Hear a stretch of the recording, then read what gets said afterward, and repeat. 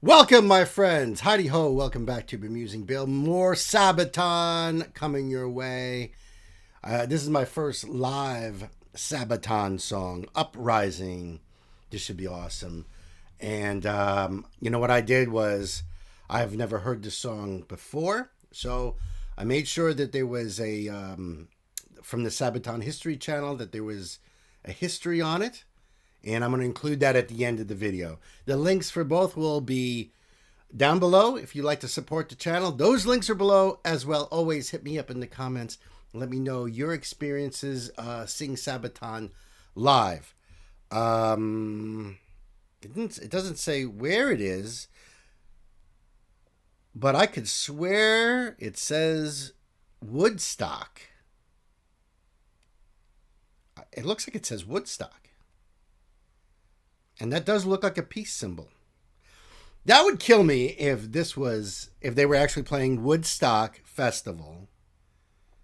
Because unless there's something weird, some parallel universe going on.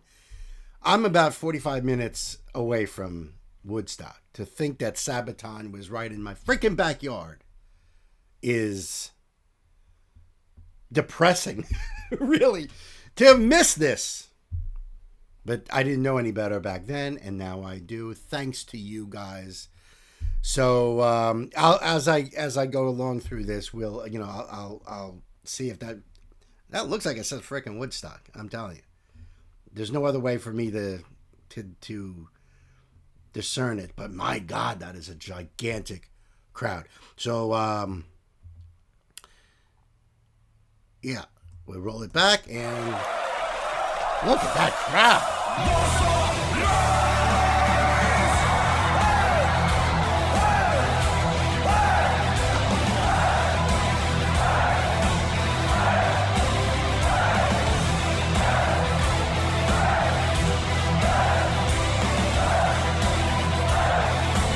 That's what it says. Wow.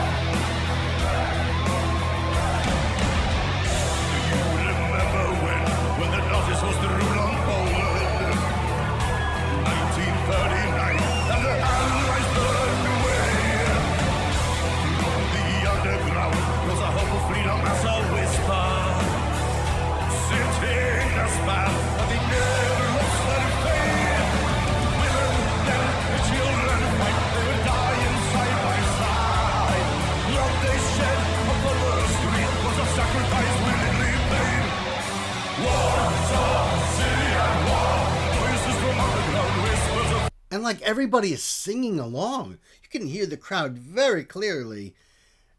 The entire crowd, if you're not out there moshing, you're singing. That is sick. I love it. Wow.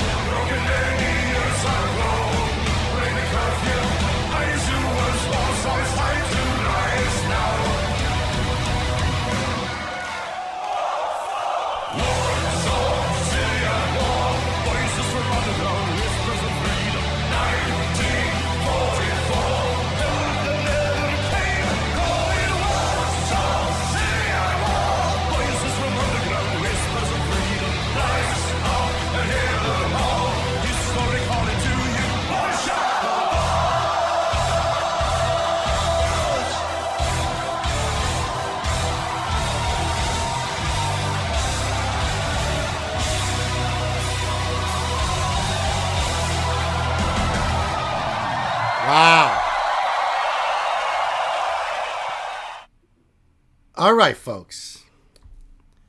So listen, hit me up in the comments and let me know if you guys, if anybody was at this show, and whatever information that you could pass my way, that'd be awesome.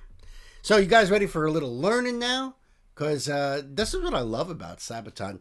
This is not something I'd even have the opportunity to do with another band. And since, this is their focus, I personally, I'm a history nerd, and I do love, especially around that World War I and World War II, and actually what one led to the other, and that whole in-between. So I learn a lot from these guys, and I think it's brilliant. So I'm just going to go right into this, and we'll check it out together. That you will not win. You will not. There are times when the struggle is so monumental that you will not win. You will not survive, and you will not even make great change, and yet you still make that fight. And our song Uprising is about that.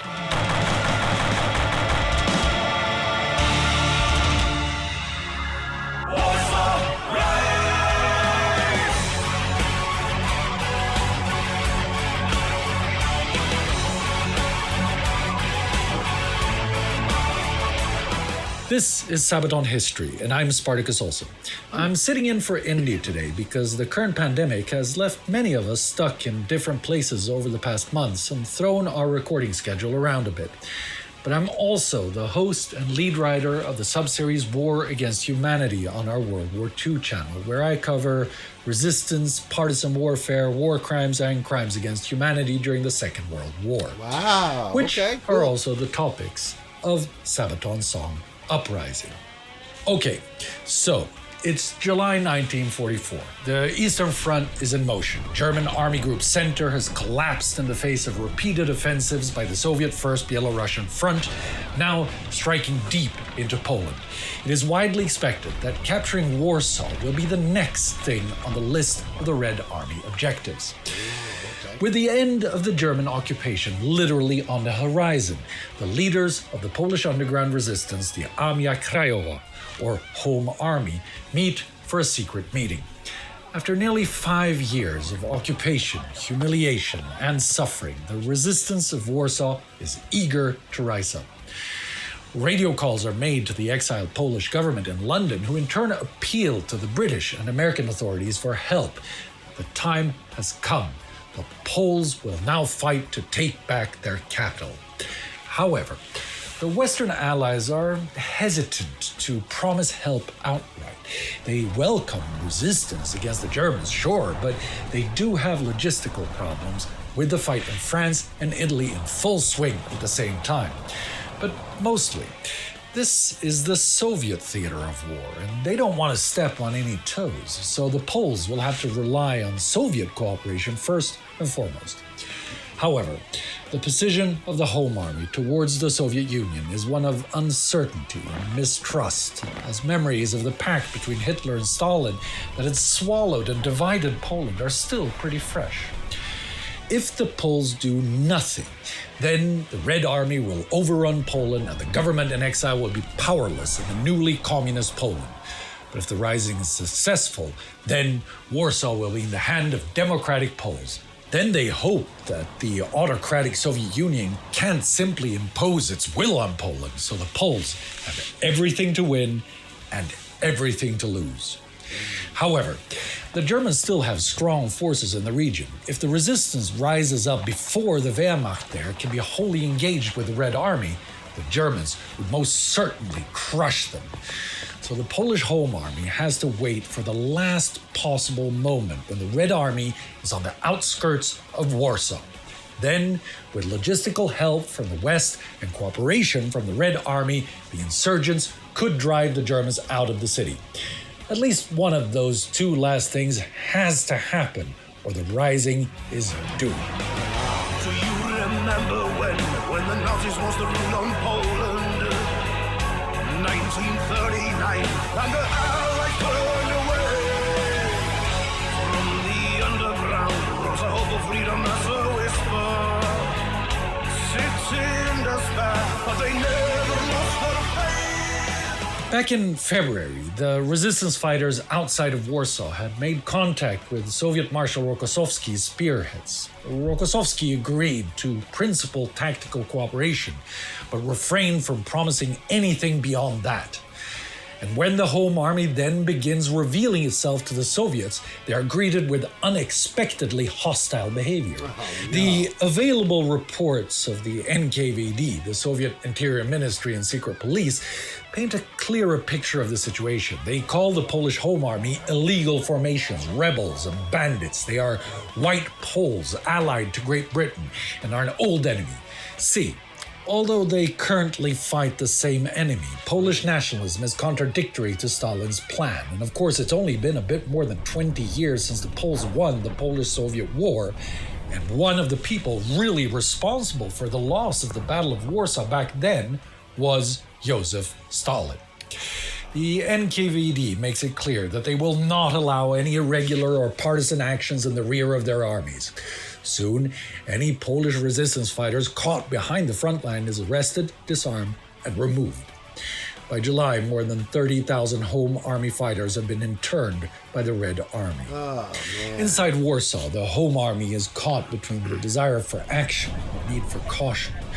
The atmosphere in the city is tense, and Pole and German alike feel that something is about to go down. By August, the Soviet front draws close, and while the Wehrmacht prepares to halt Soviet attacks across the Vistula, the Home Army decides to risk everything. On the night of August 1st, groups of armed young men break curfew and gather throughout the city. At 0500, they strike. German trucks are bombed and German patrols gunned down. They storm the railway office, the post office, and the major power station.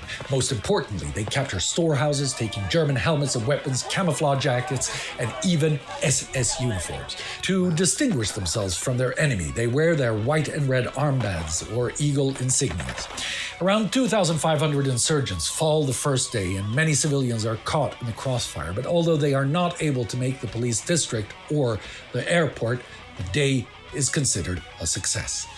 They have been able to free many Jews from the SS concentration camp known as Goose Farm, and even managed to capture a tank. Large parts of the city are now under their control, so they must continue the fight until help arrives. They inform London by radio that the fight for Warsaw has begun. On the night of the 4th, the first British bombers are spotted over the skies of Warsaw. The Poles rejoice as crates filled with weapons and supplies are parachuted in. They have not been forgotten by their allies. The Germans, however, are now reacting as well. Anti-insurgency specialist SS Obergruppenführer Erich von dem Bach arrives in Warsaw. He reports back to SS Commander Heinrich Himmler the real scale of the rising, and Himmler flies into a violent rage. He orders von dem Bach to not only crush the insurgency, but to obliterate Warsaw. The home of Polish history and culture is to be liquidated once and for all. The Wehrmacht, however, have their hands full fighting the Red Army, so Himmler orders his own SS troops to Warsaw. What arrives at that city is an assortment of some of the most notoriously undisciplined, criminal, and murderous SS units the Nazis have to offer. The SS Brigade Dielewanga, the Russian SS Rona Brigade, Cossack and Azerbaijani auxiliary regiments, several Einsatzgruppen and military police units, and for a few days, these units take Himmler's orders literally. Fighting the insurgency almost becomes a secondary objective as they kill every man, woman, and child in sight and systematically set their homes on fire. Tens of thousands of people are slaughtered. It becomes so bad, with so many reports of rapes and looting, that von dem Bach has officers shot to try and rein in the men. He has to issue orders to not summarily shoot women and children anymore. The city becomes an urban battlefield. Loudspeakers urge the insurgents to give up before they are all killed. The Luftwaffe and German artillery bomb the rebel districts, but the insurgents prove resilient. They hide in Warsaw's deep cellars and use the destroyed buildings to entrap the enemy. They lure them into killing zones where snipers and grenadiers await them. The ruined city denies the SS their numerical advantage, and after 2 weeks of fighting, neither side has that advantage. The Poles fight from the street barricades and fortified cellars connected by trenches and sewers. Women and children work tirelessly in underground kitchens, hospitals, and makeshift workshops. Days turn to weeks. By the end of August, though, even as the spirit of the insurgency is still high, the outside world is eerily quiet. Women, men, and children fight. They were dying side by side. And the blood they shed upon the streets was a sacrifice willingly paid. Even contemporary German sources expect the Soviets to try to link up with the insurgents as quickly as possible. The Red Army advances towards the Baltics and the Balkans, but not on the Vistula. Winston Churchill is among the first to make the assumption that this pause during the most critical moment of the Rising, where any Soviet attack might have tipped the scale, is deliberate. Rokossovsky stands just 20 kilometers away from Warsaw. How come, since the end of July, not one Soviet aircraft has been seen flying over Warsaw? No drop has been made, no shelling of German positions. Did Stalin condemn the Rising to its fate? For historians, it's impossible to know Stalin's exact inner motives. Many of the records regarding Poland are still sealed tightly in Russian archives. Reliable intelligence was certainly scarce, and the reports from the NKVD portray the insurgency as a reckless adventure by a gang of criminals and bandits. Polish nationalism has no place in Stalin's great strategy. The British will cancel their airlifts as well because of the inefficiency of sending planes from Italian air bases 1,300 kilometers away. There are actually over 200 U.S. Air Force planes stationed in Poltava, but Stalin denies them airspace over Poland. Inside Warsaw, losses are heavy on both sides. The Germans have been forced to reinforce the SS with crack units like the Hermann Göring Panzerdivision, and slowly but surely the insurgents are pushed back into the city center. Fighting continues unabated in the cemeteries, the suburbs, and the former ghetto, but by September the situation grows desperate. They have held out far longer than expected, but they cannot win a battle of attrition. Down to a quarter of their fighting strength and with food and medical supplies dwindling, negotiations for surrender begin. But just then, in mid-September, the Soviets suddenly attack the eastern outskirts of Warsaw. It is General Berling's army, made up of Polish communists and collaborators, who attacked the German garrisons. Soviet planes now drop supplies, and Soviet artillery shells the city. All surrender negotiations are broken off, and the Polish spirits rise. Volunteers swim the Vistula to greet their allies. But they never return. Reports soon reach the Home Army that those volunteers are arrested and interrogated about their holdouts and their officers, and some are even tortured and shot. Oh my God. Berling's attempt is not the long-awaited Soviet offensive. Rokossovsky does not move, and the insurgency is doomed. On September 18th, a large fleet of flying fortresses make one last supply run. But it is too late. Nearly all of the crates parachute into German territory as the insurgents are by now pressed into a small area in the city center. Left with only a handful of blocks and streets, the Home Army has no real choice. They can either surrender to the Nazis, who will probably murder them, or try to escape to the Soviets, who will likely turn on them as well. The final shot of the uprising is fired on October 2nd. It has lasted 63 days. Civilians and insurgents alike are arrested and sent to concentration camps. The ruins of the western part of the city are now once again occupied by the Germans. In the east, just across the river, the Soviets stand and watch. Poland, once again, is divided between the Germans and the Soviets, but not forever, for the old words ring true. Jeszcze Polska nie zginęła, póki nie żyjemy. Poland is not yet lost as long as we live.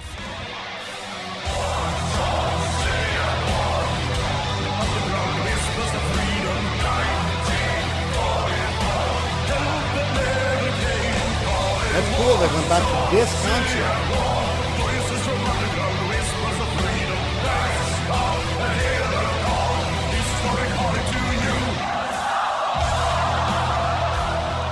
you know, we've talked about a lot of stuff from different songs of yours that have to do with the Second World War, because you have a bunch of them and stuff. And you've met people and relatives, like Audie Murphy's relatives and stuff, Helen Back and stuff.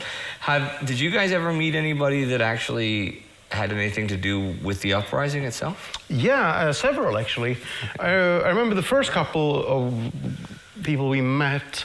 Obviously, we're talking about people who are really old, quite possibly dead now. This was back in 2010. A lot got lost in translation. It was an emotional experience, but it was really hard because, you know, speaking through a translator at a museum, we were at the Warsaw Uprising Museum, but a few days later, we were still in Poland then, we heard of a woman who had fought in the uprising. Her name was Anna. Wow. And she had moved to Sweden, actually, after everything happened there. At the end of the war? At the end of the war. Okay, but it was really one of those moments that I will never forget in my life, because we were speaking Swedish. Yeah. Old people in Poland, for obvious reasons, aren't very good at English. Yeah, they're not very good at Swedish in general. Yeah, either. but she lived in Sweden from, I guess, somewhere in the 40s until 2006, I think it was, or 2009. Went back. So she just recently moved back when her husband died, I think it was. Okay. And speaking with her and her experiences, and it is so far away from the action movies and everything. I mean, her main role in the uprising, being a young woman or a young girl maybe, wasn't, you know, frontline combat. Right. But of course, she had to. They captured a tank, a German tank. I can't remember if it was a Leopard or something. They actually captured it. Very cool. Yeah, and the story she would tell, it is nothing like the movies. Her stories of, delivering messages through the sewers and how cramped and tiny it was. I have no idea how it was, but at the Warsaw Uprising Museum in Warsaw, they have sort of reconstructed those sewers so you can walk through them. And they start out pretty big, then they get pretty small, and you can, you know, try and, you know, how they would move. See how you could get, how far you could do it. Oh man, if you're even slightly claustrophobic, you're fucked. Yeah. Her tale how such an obviously extreme circumstances, living under those circumstances, and still life goes on. That's, you know, I'm glad that you put that out here, that it's not that the Warsaw Uprising or any war or any combat that you sing about and that we talk about is not what it looks like in the movies, because I think people misunderstand that. I think people lose track of that this is the stuff we talk about on this channel and the stuff that they sing about. It's very interesting, and it's important to remember these things for a variety of reasons, but it's not cool. Nope. Right. It's not what you see in the movies. The movies, they want you to watch the story, great, but they also have to give you entertainment value, and war is not entertainment value. It's not cool. No, it's so much boredom. I mean, how fun would it be a movie about World War I? Somebody getting sick in a trench, going back to a hospital, going back to the trench, taking one step up, dead. And that's your video game, and that's 3 weeks you've been playing the game, and that's your first time over. Well, I mean, think of even some people we've covered, like Simo Heihe, right? I mean, he would spend days iced in with ice in it to make a... There's nothing exciting or romantic about that. It is specifically mechanical, and it is specifically you can overcome the boredom. I couldn't. I'd have to pee. I would. I'd have to pee at some point, you know. But in a sense, I mean, I'm not comparing a warrior's life to what we are doing. Yeah. However, there is one similarity.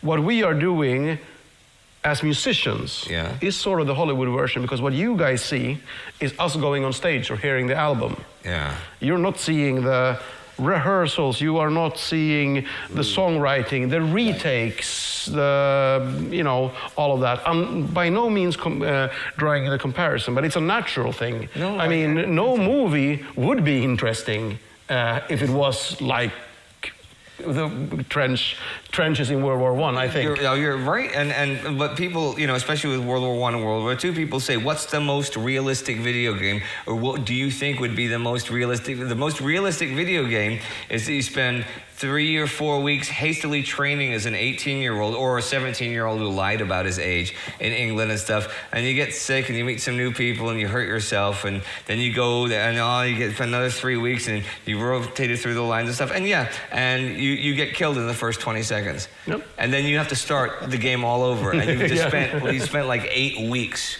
playing that character, and that's as far as you got. And you're lucky because you get to start over. That's true. They didn't. Wow. Well, you know what? This episode, it is a hard-hitting episode. And to her, to Anna, and to all the other Annas, and all the other uprisings that were literally hopeless situations, but were still illustrative of the depths of the human spirit. Way to go.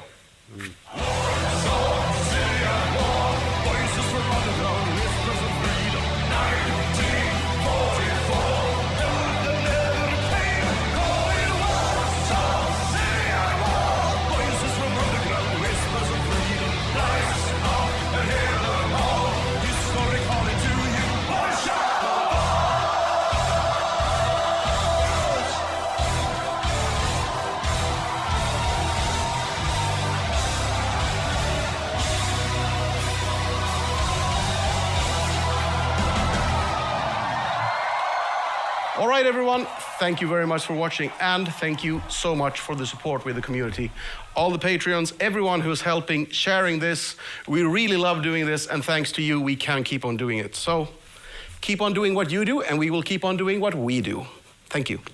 We will definitely keep on doing what we're doing. That was amazing. So thank you guys for hanging out with me, and I can't believe that I just happened to do the right live version that actually met up with the History Channel version, right? That's an incredible coincidence, I think, or I don't know, but that was amazing. And what a story. I am glad. I had no idea going into this, but that's the beauty of Sabaton, is bringing that history to us. So I appreciate you guys hanging out with me and checking this out.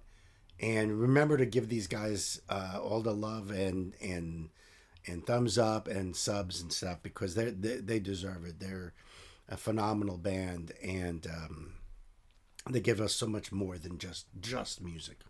The music is phenomenal. But so until the next time, folks, be good to each other. Stay safe, love each other, and I'll see you on the next round. Peace.